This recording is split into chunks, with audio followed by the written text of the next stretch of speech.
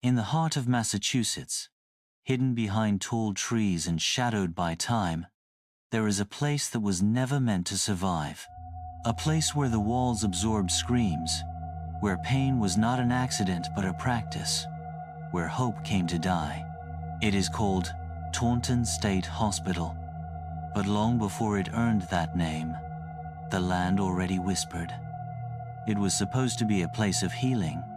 That's what they said in 1854 when construction began. A facility for the mentally ill, a public project built to serve compassion. But behind the polished words and political speeches, it was always about containment, out of sight, out of mind. The discarded were sent there, the strange, the poor, the inconvenient, and once inside, they were rarely heard from again. Taunton was built in the Gothic style, with massive stone towers that pierced the sky like the tips of ancient spears. Miles of underground tunnels were carved beneath it. At first, for practical use, coal delivery, water, maintenance, but quickly, they became something else entirely. Secret corridors for hidden patients, ritual chambers, punishment cells. The staff would later say the tunnels felt wrong, as if something lived in the stone, pressing inward. Patients arrived in carriages, strapped down, blindfolded, drugged. Some walked in on their own, expecting help, only to be swallowed by a machine they could not escape. Diagnoses were often nothing more than judgments. A woman mourning too long after a miscarriage. A man who read forbidden books. Children born with twitches or voices in their heads. There was a ward for the violent, yes, but most were simply different. They were placed in freezing rooms in the winter and suffocating heat in the summer. Lobotomies became frequent in the early 1900s.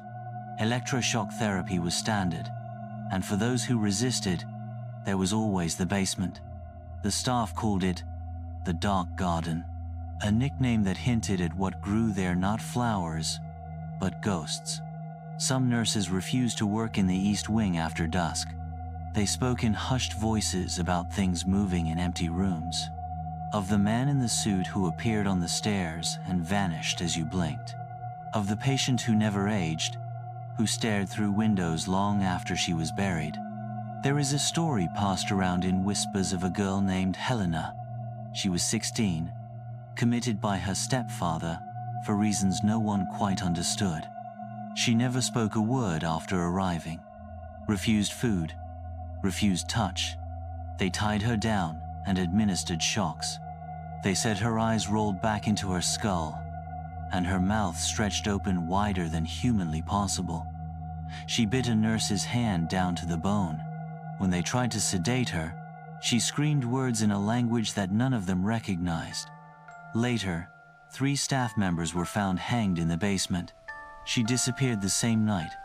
Her room was sealed, but late at night, some say you can still hear her humming, a song no one else remembers. The hospital chapel once held mass every Sunday.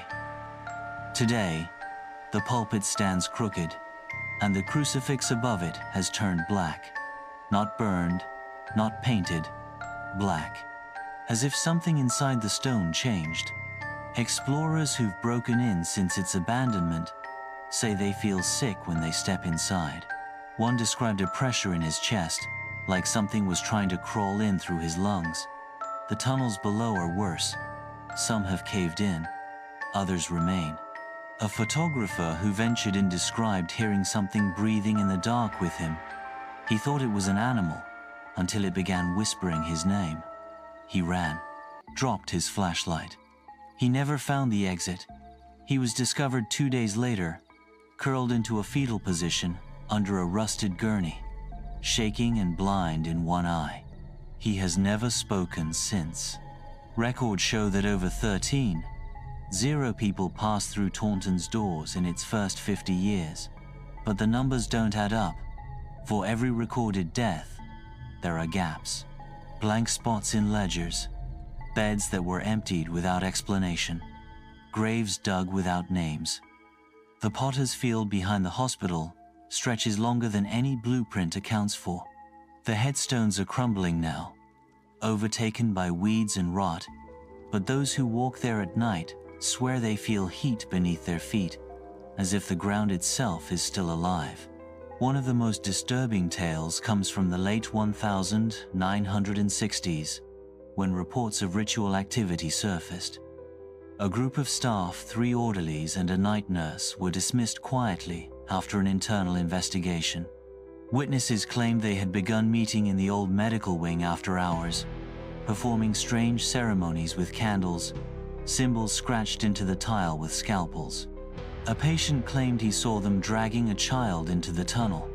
No charges were filed, no bodies were found, but the medical wing was sealed off. And years later, when the hospital began to crumble, that wing remained intact, untouched by decay, as though it was being preserved for something. When the hospital was finally closed in 1975, the state said it was due to poor funding, changing standards, a push toward deinstitutionalization. But others say the real reason was fear.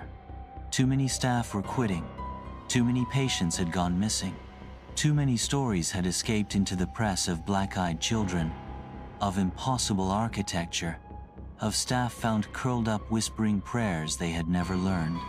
The state did not want an investigation, they wanted silence. But silence is impossible at Taunton. Today, the building is mostly ruins. The main structure partially collapsed. The walls are covered in moss and spray paint. But the air is still heavy, still poisoned. Paranormal teams have come and gone. Some record inexplicable audio names, cries, laughter. Others bring back photos filled with shapes that should not be there.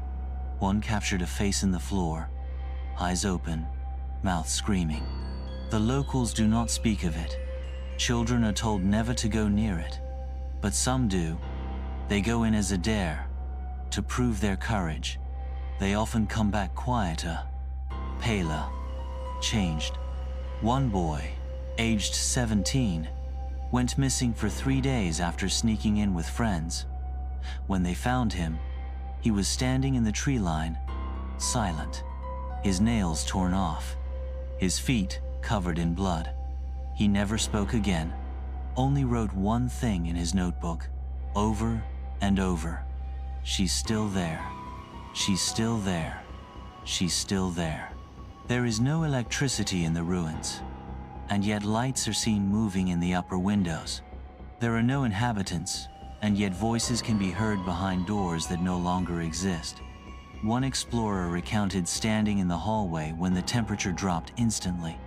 Her breath turned to mist, and she heard breathing just behind her ear.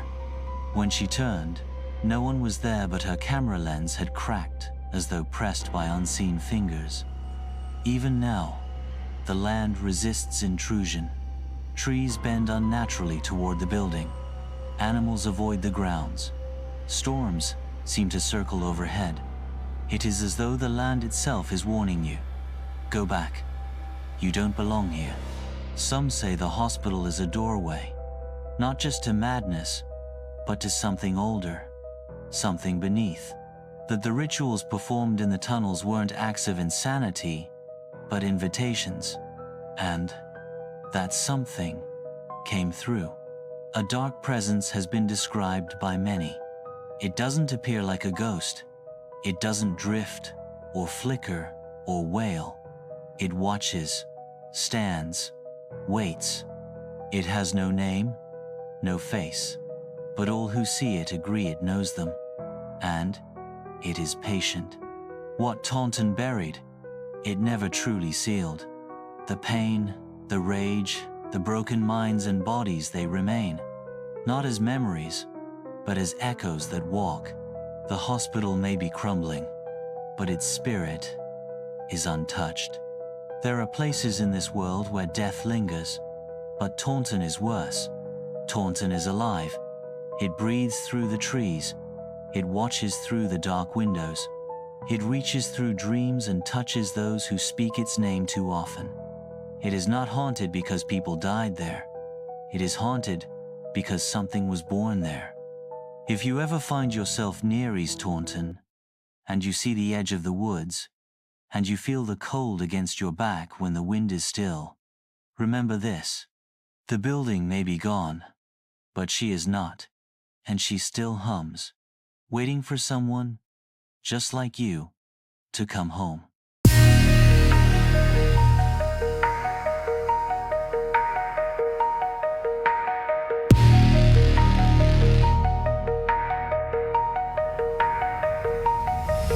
There's a shadow in the hallway and a voice beneath the floor. I lock the doors, I hold my breath, but it's closer than before. A cold wind in the mirror, footsteps on the stairs.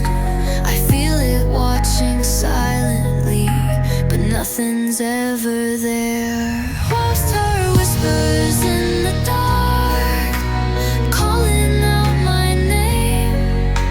Something in the silence wants to play a game.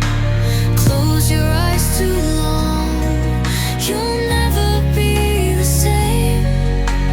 Whispers in the dark, whispers in the dark.